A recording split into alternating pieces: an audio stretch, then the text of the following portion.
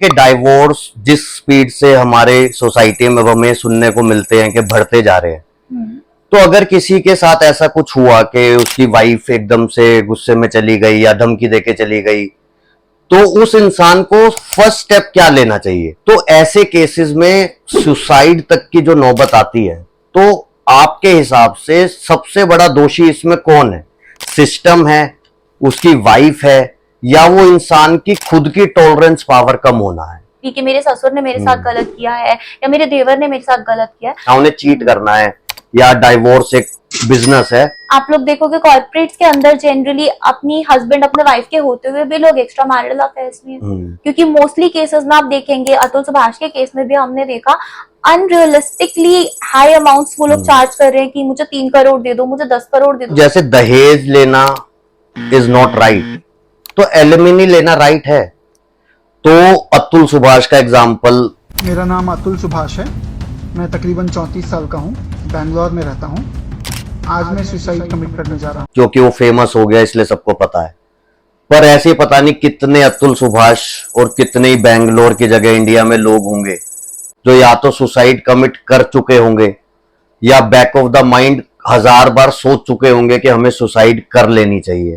तो as an advocate आप कौन सी एक ऐसी एडवाइस देना चाहते हो कि किसी के साथ अगर ये फेस चल रहा है तो उसको ये एक एडवाइस काम आ सकती है?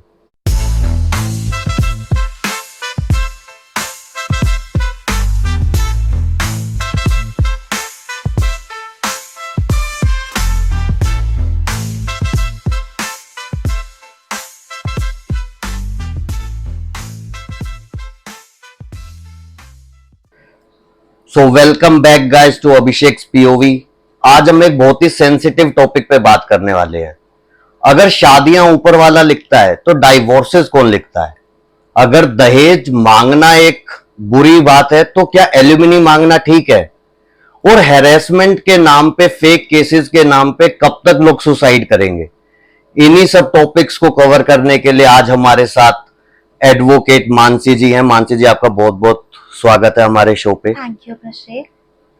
तो मानसी जी, सबसे पहले तो हम ये पूछेंगे कि डाइवोर्स जिस स्पीड से हमारे सोसाइटी में हमें सुनने को मिलते हैं कि बढ़ते जा रहे हैं, तो अगर किसी के साथ ऐसा कुछ हुआ कि उसकी वाइफ एकदम से गुस्से में चली गई या धमकी देके चली गई, तो उस इंसान को फर्स्ट स्टेप क्या लेना चाहिए?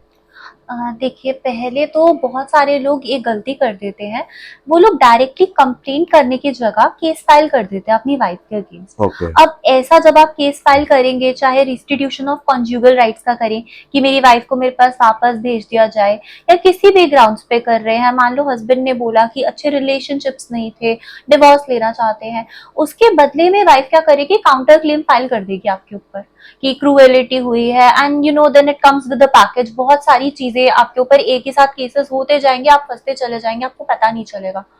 तो ऐसे सिचुएशन में first thing you can do is file a complaint with the police कि लड़की के पास जो भी उनका स्त्री धन था, जो भी आप लोगों की तरफ से जो उनको गिफ्ट्स मिले थे, अगर कोई और चीज है तो एक बार पुलिस में कंप्लेंट जरूर लिखवाइए कि लड़की अपनी मर्जी से घर छोड़कर गई है। साथ ही साथ डॉक्यूमेंटेशन एंड एविडेंसेस बहुत जरूरी है, क्योंकि जब कोर्ट में केस जाएगा ना, तो वो किसी के सेंटिमेंट्स के बेसिस पे नहीं देखा जाता।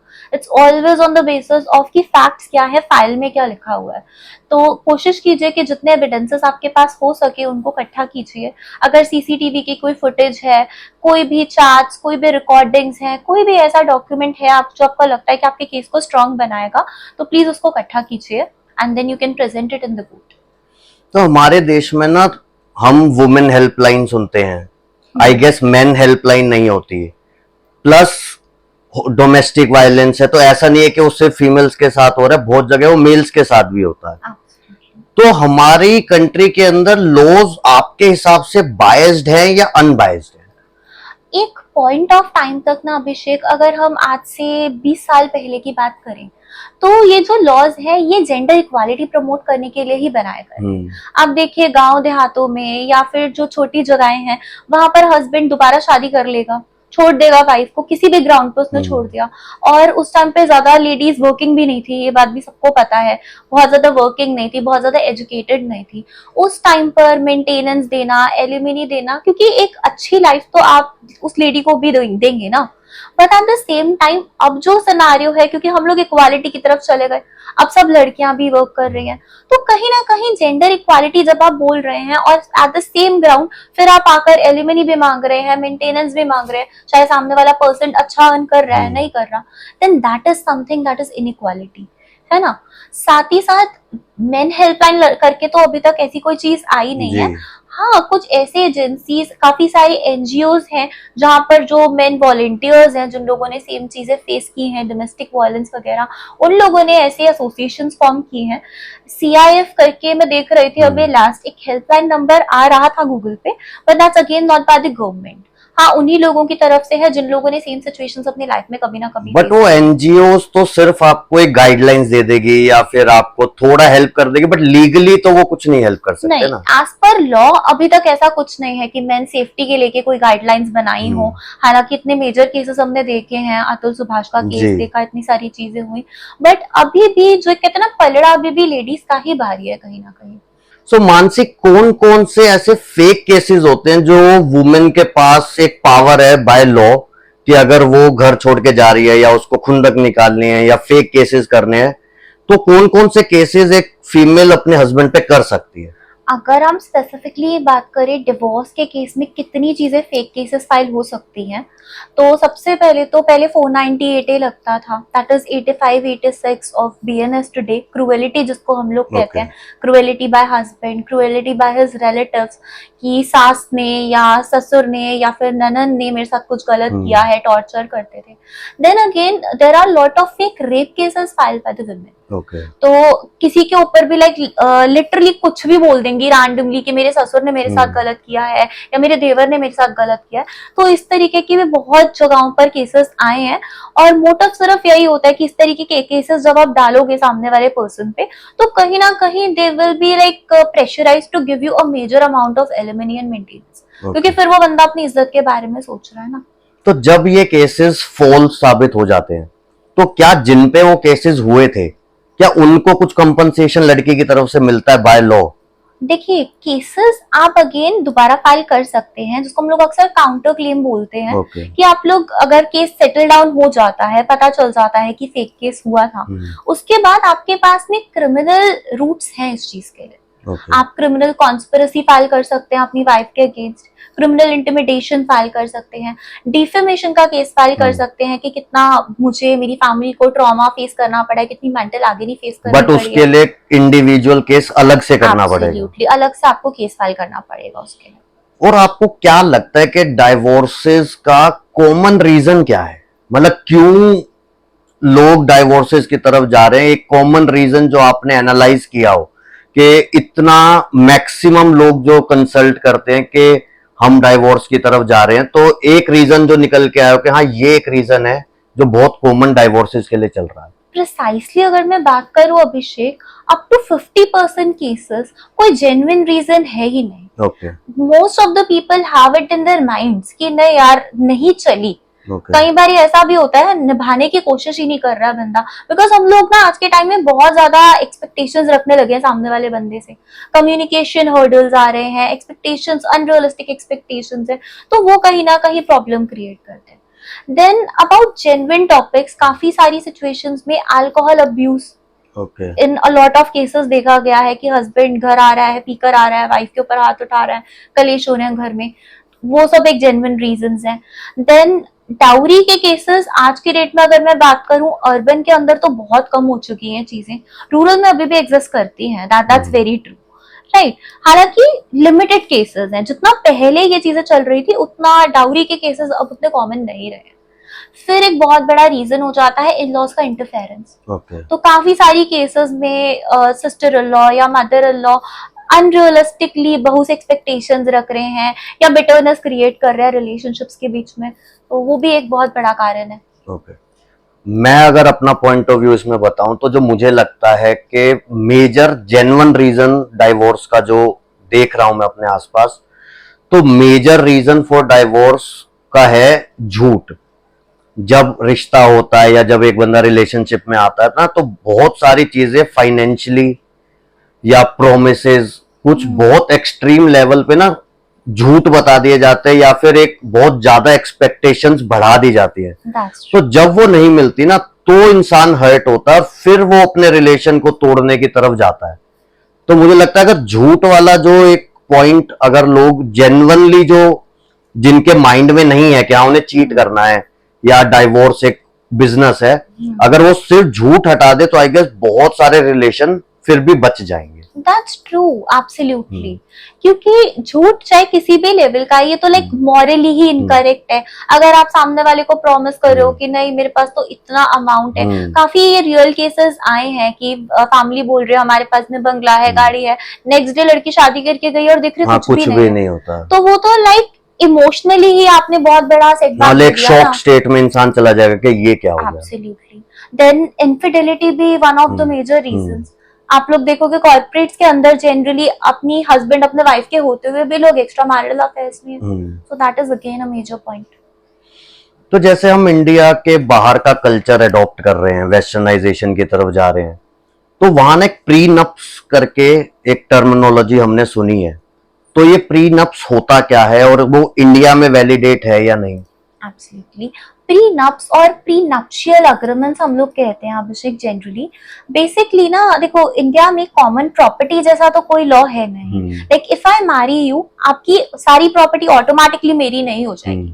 आई will just be able to enjoy a good status. मान लो कोई लड़की है, बहुत अच्छी फैमिली में उसकी शादी हो रही है, तो उसको वो स्टैंडर्ड ऑफ लिविंग जरूर मिल जाएगा, बट ऐसा नहीं है कि उसके हस्बैंड की प्रॉपर्टी उसके नाम पे ट्रांसफर हो जाएगी। देन अगेन आप लोग क्या कोशिश करते हैं यहाँ पर कि जब डिवोर्स हो रहा है तो लड़की कह रही है कि मुझे भाई सारा प्रॉपर्टी में हिस्सा चाहिए। किस बात का हिस्सा चाहिए? तो ऐसे तो आप रैंडमली नहीं दे देंगे ना किसी को, मेंटेनेंस देगा court, but on like after considering a lot of things. एकदम से मेंटेनेंस भी नहीं दिया जाता, right? Although that's a right of 5। तो पहले तो ये समझना जरूरी है कि जहां पर हम लोग कह रहे हैं कॉमन प्रॉपर्टी, वो तो कोई चीज नहीं है। अब डिवोर्स के टाइम पर मेरी वाइफ मुझसे कुछ ज्यादा ही लाइक एब्सॉर्बेंट अमाउंट क्लेम करने की कोशिश करेगी, what grounds do I have for relief? क्योंकि मोस्टली केसेस में आप देखेंगे, अतुल सुभाष के केस में भी हमने देखा अनरियलिस्टिकली हाई अमाउंट्स वो लोग चार्ज कर रहे हैं कि मुझे 3 करोड़ दे दो, मुझे 10 करोड़ दे दो, तो वो किन ग्राउंड्स पे? फिर एक बहुत बड़ा चीज आ जाता है जहां पर ये लोग कहते हैं कि हमने डाउरी दी थी। डाउरी दी थी, अब पहले तो डाउरी प्रूफ ही नहीं है, देना ही गलत है। पहली बात तो अगर आपने दी थी तो आप ही गलत है सबसे पहले, तो लेने वाला तो गलत है, आपने क्यों दी? तो this is one thing. Then secondly, दी तो दी, चलो रिकॉर्ड्स किस बेसिस पे? नाउ दे विल चार्ज कि भाई मुझे एलिमनी भी चाहिए, मुझे डाउरी का भी पैसा चाहिए, मुझे मेरा डाउरी रिटर्न करके दो, मुझे मेरा स्त्रीधन भी चाहिए। बहुत सारे केसेस आपके ऊपर फाइल होते चले जाएंगे, आपको पता भी नहीं चलेगा। तो प्रीनप्स की अगर मैं बात करूं, इंडिया में prenuptial agreements are not valid, legally recognise नहीं है लॉजिकली। लेकिन हाँ, अगर आपको अपनी पोजीशन को थोड़ा सा स्ट्रॉन्ग रखना है तो आप एक नॉर्मल अग्रीमेंट एंटर जरूर कर सकते हैं, जहां पर आप पहले से ही डिसाइड कर ले कि देखिए ना तो हम ज्यादा कुछ आपसे डाउरी ले रहे हैं, राइट इट डाउन कि हमने डाउरी नहीं क्लेम किया है। साथ ही साथ ये भी लिख दो कि अगर कल को हम लोग अलग होते हैं, ऑब्वियसली कोई लड़की ये लिखकर नहीं रहेगी आई बिलीव आज की डेट में कि नहीं मैं मेंटेनेंस नहीं लूंगी शादी के बाद। अगर डिवोर्स होता है तो हाँ, वो पहले से अपने आपको सेफ ही रखेगी ऑफ कोर्स, बट एटलीस्ट आप बेसिक चीजें लिख सकते हैं ना कि ये मेरे एसेट्स हैं, ये मेरी वाइफ के एसेट्स हैं, इतना मैं अर्न कर रहा हूँ, इतना मेरी वाइफ अर्न कर रही है। If everything is on paper और ये भी लिखा गया है कि डाउरी नहीं ली थी, तो कहीं ना कहीं अब जब वाइफ कोर्ट में जाएगी आफ्टर डिवोर्स तो उनके at least back of the mind ये होगा कि हमने कुछ ऐसा साइन किया हुआ है। एब्सोल्युटली, वो कहीं ना कहीं चीज ट्रिगर करेगी, तो फेक केसेस फाइल नहीं हो पाएंगे। इसमें ना मैं एक चीज और नोट कर रहा हूँ, जैसे आज से हम कुछ साल पहले तक जब शादी की बात होती थी तो फैमिली वेल्थ और इन सब चीजों को कंसीडर करते थे, बट अब एक कॉमन क्वेश्चन आता है कि लड़के के नाम पे क्या है, कि लड़के के नाम कितनी प्रॉपर्टी है, उसका क्या बैंक बैलेंस है। तो ये एक लड़की वाले पूछ रहे हैं। तो अब क्या ये इसलिए पूछ रहे हैं कि उनके माइंड में कुछ है कि कल को अगर डाइवोर्स होता है तो हमें क्या मिलेगा, या वो अपनी एक स्टेबिलिटी के लिए पूछ रहे कि हाँ कि हमारा बच्चा थोड़ा इतना तो स्टेबल रहेगा? फर्स्ट रीजन तो आई बिलीव अभिषेक स्टेबिलिटी ही है। देखिए बीइंग पेरेंट्स, चाहे मैं कह रही हूँ लड़की के पेरेंट्स हैं या लड़के के पेरेंट्स हैं, कोई भी फर्स्ट इंस्टेंस पे तो ये नहीं चाहता कि बच्चों का डिवोर्स हो जाए, है ना।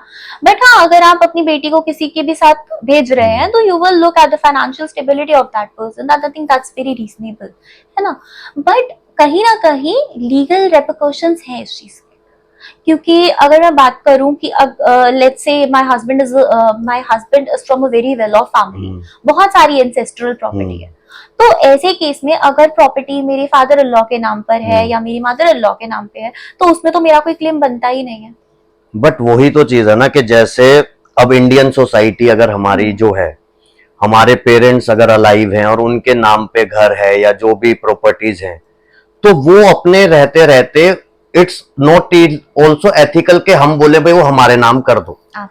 बट लड़की वाले ये चाह रहे हैं आज के डेट में कि लड़के के नाम भी कुछ प्रॉपर्टी हो, तो ये थोड़ा ना वो लीगल प्लस स्टेबिलिटी प्लस वो एक क्लस्टर बन गया है कि जिसका आई गेस कोई सॉल्यूशन या कोई आंसर है ही नहीं। That's legal only. जब वो कह रहे हैं कि लड़के के नाम पे, देखो इसके पीछे ना दो चीजें हैं कि अगर लड़के के नाम पे कोई प्रॉपर्टी नहीं है और कल को इन-लॉज निकाल देते हैं फैमिली से, तो बच्चा कहाँ जाएगा? लाइक दोनों लड़का लड़की कहाँ जाएंगे? तो वो एक कंसर्न होगा माइंड में, आई am not denying that thing. But at the same point of time, चलो मैं आपको ये भी कह दूं कि हस्बैंड के नाम पे भी घर है, तब भी वाइफ डायरेक्टली एंटाइटल्ड नहीं हो जाती वो घर के लिए। Like even if I'm taking the divorce, मैं directly entitled नहीं हूँ कि उनकी प्रॉपर्टी में ही क्लेम कर दूं। As I said, common property जैसी कोई चीज नहीं है। I will only be entitled to a certain amount of maintenance and alimony, जो भी कोर्ट को फिट लगे। तो इसके अंदर जैसे हम एलिमनी की बात कर रहे हैं, तो जैसे दहेज लेना इज नॉट राइट, तो एलिमनी लेना राइट है। एक चीज जो मैंने नोटिस करी है इन फ्यू रिसेंट ईयर्स कि लड़कों ने डाउरी लेना बंद कर दिया बट एलिमनी देना स्टार्ट कर दिया। तो ये जो चेंज ऑफ टाइम आया है, तो इसको आप कैसे देखते हो और क्या एलिमनी लड़के भी मांग सकते हैं? टू गेट स्टार्टेड विद अभिषेक, सबसे पहले तो डाउरी एंड एलिमनी दो अलग अलग चीजें हैं। I am not justifying dowry and I am not justifying alimony. Dowry लेना और देना दोनों ही क्राइम है, डाउरी प्रोहिबिशन एक्ट के भी अंदर, and there are lot of laws against it. क्योंकि आपने देखे ना, आप शादी कर रहे हैं, you are not selling a girl, तो डाउरी किस बात की जी? तो वहां पर तो इंफीरियर पोजीशन में हमने ऑटोमेटिकली डाल दिया ना लड़की को, जहां हमने डाउरी मांग ली। तो this is one of the reasons. Second is alimony. Alimony as I mentioned, alimony और मेंटेनेंस जब दिया जाता था एक पॉइंट ऑफ टाइम तक, जहां पर लड़की अनएजुकेटेड है, नहीं अर्न कर पा रही, खुद को मेंटेन नहीं कर पा रही, अगर डिवोर्स हो जाता है उसके पास रहने खाने की जगह नहीं है, ऐसी सिचुएशन में again it's very case specific, case के ऊपर डिपेंड करता है कि क्या वो लड़की अपने आप को मेंटेन करने की कंडीशन में है, और अगर नहीं है then of course she deserves a maintenance, right. And secondly, लड़के एलिमनी दे रहे हैं बिकॉज कहीं ना ये एक प्रिजम्पशन है। अब देखिए, मेन को ना प्रोवाइडर माना गया है in our society from a very long period of time. But ये भी तो गलत है ना, अगर हम जेंडर इक्वेलिटी की बात करते हैं, हम फेमिनिज्म की बात करते हैं, तो अगर जेंडर इक्वेलिटी है तो फिर मेन को ही क्यों ब्रेड अर्नर अभी भी कंसीडर किया जा रहा है? एब्सोल्युटली, ये कुछ लूपहोल्स है लॉ में जो चेंज होने चाहिए। But again at the same time, अगर हम कह रहे हैं जेंडर इक्वालिटी है, I am working, my husband is also working, तो ऐसी सिचुएशन में अगर दोनों ही अर्निंग है, वेल अर्निंग है, तो उस केस में फिर मेंटेनेंस नहीं बनता। You don't get entitled to maintenance. Maintenance सिर्फ उस कंडीशन में है जहां पर हस्बैंड अर्न कर रहा है, वाइफ उससे लाइक आधा अर्न कर रही है या बहुत कम अर्न कर रही है, अपने आप को स्टेबिलिटी से मेंटेन नहीं कर पा रही है, या जो एक उसका हस्बैंड के साथ जब वो रह रही थी, उसका जो लाइफस्टाइल वहां था, वो लाइफस्टाइल को मेंटेन नहीं कर पाएगी ओवर द ईयर्स, तो उसके लिए एलिमनी देना इज क्वाइट रीजनेबल। काफी सारे जजमेंट्स में कोर्ट ने क्लियरली कहा है कि अगर वाइफ अर्निंग है तो उसको मेंटेनेंस की जरूरत नहीं है।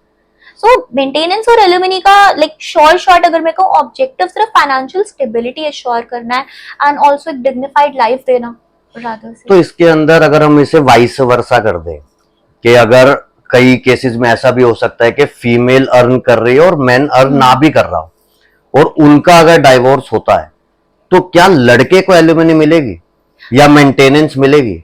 देखो, एज पर लॉ प्रोवाइडेड है, ऑन पेपर है हमारे पास कि लड़का मेंटेनेंस मांग सकता है, लड़का एलिमनी मांग सकता है। देयर वाज दिस एक्ट्रेस राजा चौधरी करके, श्वेता तिवारी राजा चौधरी, उनके हस्बैंड ने एलिमनी क्लेम किया था कि ask for a 1 BHK apartment from his wife. दिया नहीं दिया, कोई उसके ऊपर अभी कोई लाइक स्ट्रॉन्ग एविडेंसेस या स्ट्रॉन्ग बट लॉ इस चीज को फेवर करता है, मतलब लॉ में लिखा है कि लड़का भी मांग सकता है, लिखा है बट मिलते नहीं देखा किसी okay. On real grounds if we talk, अभी तक ऐसे केसेस आए नहीं है जहां पर लड़कों को मेंटेनेंस वगैरह दिया गया हो, क्योंकि पहला थॉट जो कोर्ट्स का है वो भी यही आता है कि उठो अर्न कर लो, तो वो लड़की के लिए नहीं आता, लड़की के लिए नहीं आता। लड़की के लिए दे आर सेइंग कि भाई चोरी करो, डाका डालो, बट लड़की को मेंटेनेंस देना है, यू आर द प्रोवाइडर। तो दिस इज व्हाई वी से कि बायस्ड है लॉस कहीं ना कहीं। मानसिक कुछ केसेस ना हमने ऐसे देखे जहां पे फीमेल एक्स्ट्रा मैरिटल अफेयर में थी और उस ग्राउंड पे उसके हस्बैंड ने डाइवोर्स के लिए अप्लाई कर दिया। तो अगर इन केसेस के अंदर डाइवोर्स मिलता है तो क्या लड़के के साथ एक तो चीटिंग हुई, प्लस क्या उसे तब भी एलिमनी अमाउंट या मेंटेनेंस देना पड़ सकता है? देखो, फर्स्टली तो Abhishek we need to know this thing, बहुत सारे लोग ना मेंटेनेंस ना देना पड़े इसके लिए झूठी चीजें भी बोलते हैं कि वाइफ का अफेयर है। तो पहले तो आपको प्रूफ करना पड़ेगा, you have to prove that the wife was in adultery. And secondly अगर प्रूफ हो जाता है तो उस सिचुएशन में एज पर द लॉ, जो हमारा सेक्शन 125 CRPC चलता था, सेक्शन 144 नाउ, तो वहां पर ये चीज क्लियरली मेंशन्ड है कि अगर वाइफ एडल्ट्री में है then she can not claim maintenance. But again अभी तक प्रूफ करना पड़ेगा, सॉलिड केसेस नहीं आए हैं जहां पर ऐसा कुछ हुआ हो, डिनाई किया हो वाइफ को मेंटेनेंस एडल्ट्री के ग्राउंड्स पे। तो again it's like a long fight, बड़ी लंबी बैटल पड़ जाती है वो फिर प्रूफ करना उसको। तो सबसे जो मेजर आई गेस इसमें इशू होता है ना डाइवोर्स केसेस में, तो सबसे कॉमनली हम बात करते हैं मेंटेनेंस एलिमनी, मेंटेनेंस एलिमनी। तो अगर हम अपने दिल्ली, मुंबई, बड़े शहरों की बात करें जहां पे मेल और फीमेल दोनों ही अर्निंग है, और अगर वहां पे कोई डाइवोर्स केस ऐसा आता है जहां पे मेल फीमेल दोनों अर्निंग है और दोनों की इक्वल सैलरी है, फॉर एग्जांपल 1 लाख रुपए महीना दोनों कमाते हैं, और उनका अगर डाइवोर्स होता है तो क्या उस केस में भी लड़के को मेंटेनेंस या एलिमनी कुछ देनी पड़ेगी? नहीं, एब्सोल्युटली नहीं, क्योंकि हमारा यहाँ पर मेंटेनेंस लॉ का मोटिव ही, ऑब्जेक्टिव ही यही है कि इक्वालिटी प्रमोट हो। तो जब दोनों ही इक्वल अर्न कर रहे हैं, इक्वल ब्रेड अर्नर्स अपने आप को मेंटेन कर सकते हैं, तो फिर मेंटेनेंस का तो सवाल ही नहीं उठता। तो एक्चुअल मेंटेनेंस होनी कितनी चाहिए? हमें ये तो पता है कि हम न्यूज में देखते हैं भाई किसी ने 10 करोड़ मांग लिए, किसी ने 5 करोड़ मांग लिए, गलत मांग लिए। तो डाइवोर्स केसेस में एक्चुअल मेंटेनेंस कितने % या कितना अमाउंट मांगना चाहिए जो कोर्ट के हिसाब से भी जेन्युइन होता है? देखो, क्लेम करने के लिए तो लाइक कुछ भी क्लेम कर सकते हो आप, 50 करोड़ मांग लो या 500 करोड़ मांग लो, that is not a question, right. But again court जब अवॉर्ड करेगा तो बहुत सारे फैक्टर्स को कंसिडर करेगा, तभी आपको मेंटेनेंस ग्रांट किया जाएगा। सेकेंडली, बहुत जजमेंट्स के अंदर कोर्ट ने क्लियरली ये चीज स्टेट की है कि हस्बैंड की इनकम का 25% is a sufficient amount wife के मेंटेनेंस के लिए। तो नॉर्मली अगर मैं बात करूं 25 से 30% हस्बैंड की इनकम का is considered a good amount.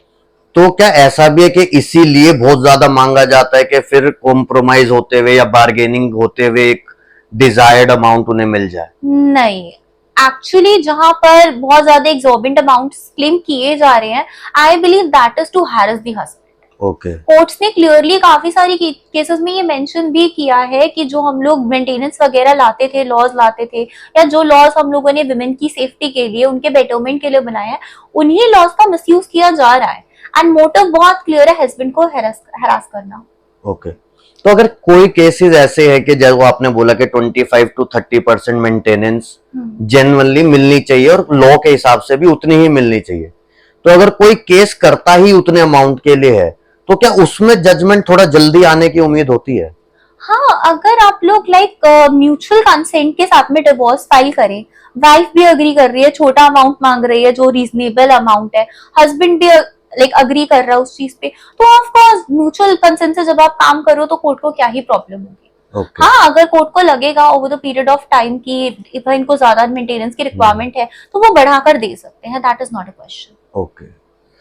अब इसके अंदर ना एक दुर्भाग्य जो है वो ये है कि जब एक हस्बैंड वाइफ का रिलेशन खत्म होता है तो जो उनके बच्चे होते हैं तो उनके ऊपर एक मेंटल टॉर्चर और वो सारी चीजें होती हैं। तो मेरे पॉइंट ऑफ व्यू के हिसाब से तो ये कि अगर आपको डाइवोर्स लेना भी है तो आप या तो बेबी प्लानिंग से पहले ही ले लो, और अगर उसके बाद भी लेना पड़ रहा है और मजबूरी ऐसी है तो कोशिश करो जब तक वो अवॉइड हो सके, बट तब भी डाइवोर्सेस होते हैं। तो जब विद चाइल्ड डाइवोर्स होता है तो चाइल्ड की कस्टडी के क्या लॉज होते हैं और उसको किस तरीके से प्रोसेस करना चाहिए इंसान को? देखिए, एज पर लॉ जो कि बहुत स्ट्रॉन्ग है इस चीज पे, मोस्टली केसेस में लाइक 80, 85, 90% केसेस में मैं बोलूं तो चाइल्ड की कस्टडी मदर के पास जाती है। Okay. अगर बच्चा 5 साल तक का है, कस्टडी मदर के पास ही जाएगी अनटिल एंड अनलेस कुछ चीजें हो सकती हैं। लाइक अगर वाइफ इतनी केपेबल नहीं है कि वो खुद को मेंटेन कर सके, बच्चे को मेंटेन कर सके, तो ऐसी कोई सिचुएशन है, या फिर कोर्ट को लगता है कि यार for the betterment of child बच्चे की कस्टडी फादर को देनी चाहिए। एक केस हुआ था ऐसा, रॉक्सन शर्मा करके केस आया था, तो वहां पर हस्बैंड को कस्टडी मिली थी बच्चे की। तो ऐसा कोई सेट पैरामीटर नहीं है कि हस्बैंड को ही कस्टडी मिलेगी, वाइफ को ही मिलेगी। लाइक मोस्टली केसेस में जो बेनिफिशियल फॉर द किड होता है, बेनिफिशियल फॉर द चाइल्ड है, वही चीज कंसिडर की जाती है बाय द कोर्ट्स। ओके, सो मानसी जी, जैसे डाइवोर्स, हैरेसमेंट, एलिमनी और सुसाइड, तो अतुल सुभाष का एग्जाम्पल क्योंकि वो फेमस हो गया इसलिए सबको पता है, पर ऐसे पता नहीं कितने अतुल सुभाष और कितने ही बैंगलोर की जगह इंडिया में लोग होंगे जो या तो सुसाइड कमिट कर चुके होंगे या बैक ऑफ द माइंड 1000 बार सोच चुके होंगे कि हमें सुसाइड कर लेनी चाहिए। तो क्या अगर कोई डाइवोर्स केस के अंदर है और वो सुसाइड कर लेता है तो क्या उसके बाद भी लड़की उसकी फैमिली से मेंटेनेंस या एलिमनी डिमांड कर सकती है? देखो, legally Abhishek, if we talk as a widowed woman, as a widowed daughter-in-law, she can always claim maintenance from her father-in-law. वो चीज अलाउड है। लेकिन अगर हस्बैंड ने सुसाइड करी है सिर्फ इसी कारण कि एलिमनी नहीं देना चाहते थे, मेंटेनेंस नहीं देना चाहते थे, लॉट ऑफ थिंग्स, तो ऐसे सिचुएशन में इतना आसान नहीं होने वाला मेंटेनेंस लेना। बट वो क्लेम कर सकती है। यस, क्लेम कर सकती है, एब्सोल्युटली। तो जो लोग इस प्रॉब्लम को ये सोच के सुसाइड करते हैं कि चलो हम भी खत्म होंगे और ये प्रॉब्लम भी खत्म होगी, तो ऐसा लीगली नहीं है। प्रॉब्लम खत्म नहीं होगी, सुसाइड करने से सिर्फ आपकी लाइफ खत्म हो रही है। तो everybody needs to understand this thing कि इतना हार्ड स्टेप मत उठाओ, फाइट करो, go to high court, go to supreme court, लड़ो। लड़ना मुश्किल है, वी अग्री, रोज मरेगा बंदा एक बार मरने की जगह, but at the end of the day शायद फ्रूटफुल रहे, बिकॉज आपके पीछे भी आपके पेरेंट्स हैं, तो it's not very sensible to commit suicide. तो आज हमने बहुत थोड़ा इंटेंस टॉपिक डिस्कस किया और आई गेस ये चीज डिस्कस जितनी होगी उतनी जागरूकता लोगों के अंदर आएगी। Absolutely. तो एज एन एडवोकेट आप कौन सी एक ऐसी एडवाइस देना चाहते हो कि किसी के साथ अगर ये फेस चल रहा है तो उसको ये एक एडवाइस काम आ सकती है? देखिए, कोशिश कीजिए हर चीज डॉक्यूमेंट करने की। सीसीटीवी फुटेजेस हो गए, कोई भी किसी भी तरीके का कोई इलेक्ट्रॉनिक एविडेंस है आपके पास, फोन कॉल्स की फॉर्म में, चैट्स के फॉर्म में, ओरिजिनल डिवाइसेस अपने मेंटेन कीजिए, क्योंकि कोर्ट में आपको अक्सर ओरिजिनल डिवाइसेस अपने सबमिट करवाने पड़ सकते हैं। तो वहां पर स्क्रीनशॉट से काम नहीं चलेगा। सेकेंडली, अगर वाइफ ने कोई ऐसा केस किया है जहां पर आपको लगता है कि भाई इमीडिएट अरेस्ट हो सकता है, क्रूएलिटी या rape against father in law या ब्रदर इन लॉ, ऐसा कोई केस है, हीनियस ऑफेंस के लिए आप पे एलिगेशन लगाया गया है, तो कोशिश कीजिए to file an anticipatory bail. जितना जल्दी हो सके अपने लीगल काउंसिल की एडवाइस लीजिए, ताकि आपके लिए जो केस है थोड़ा अच्छा हो सके, आपके फेवर में हो सके। इसके अंदर ना एक क्वेश्चन एकदम से मेरे माइंड में आया, जैसे जो एविडेंसेस होते हैं फोटोज के, चैट्स के और इन सब चीजों के, तो जिस तरीके से टेक्नोलॉजी एडवांस हो रही है, एआई एक बहुत मेजर रोल प्ले कर रहा है, तो जो अभी कोर्ट में फोटोज या कुछ और चीजें डाइवोर्स केसेस में एज अ प्रूफ हम सबमिट करते हैं, तो एआई से वो चीजें जनरेट करनी तो बहुत ज्यादा इजी हो गई है। तो क्या उन चीजों का मिसयूज इन केसेस में हो सकता है आपके हिसाब से? हो सकता है, but not very clearly. Okay. Obviously बंदा लाइक मैनिपुलेट कर सकता है, एविडेंसेस को टैम्पर करने की कोशिश करेगा। बट अगेन हर चीज को वेरीफाई किया जाता है, कोर्ट में भी जब चीजें सबमिट होती हैं, एविडेंसेस जाते हैं, चाहे एक नॉर्मल सा वॉइस रिकॉर्डिंग ही क्यों ना हो, तो आपकी वॉइस के साथ में चेक किया जाएगा वेदर इट मैचेस और नॉट। तो ऐसा नहीं है कि एआई का यूज करके किसी ने मेरी वॉइस को इमिटेट कर लिया and I will be behind the bars, ऐसा नहीं होने वाला। हर चीज वेरीफाई की जाएगी। That is why we are calling them evidences कि कोर्ट के पास जाएगा तो कोर्ट एक एक चीज को चेकआउट जरूर करेगा। आई गेस आपने बहुत सारी नॉलेज आज इस टॉपिक पे हमें दी, और जितने भी व्यूअर्स ने हमें देखा तो आई गेस आपको डाइवोर्स और उससे रिलेटेड बहुत सारे क्वेश्चंस के आंसर्स मिल गए होंगे। स्टिल आपको ऐसा लगता है कि कुछ टॉपिक्स हमसे मिस हो गए हों तो उसको कमेंट सेक्शन में जरूर लिखना, और हम कोशिश करेंगे कि मानसी मैम को दोबारा इनवाइट करें और उन टॉपिक्स को भी हम कवर करके एक पॉडकास्ट का दूसरा पार्ट शूट कर पाए।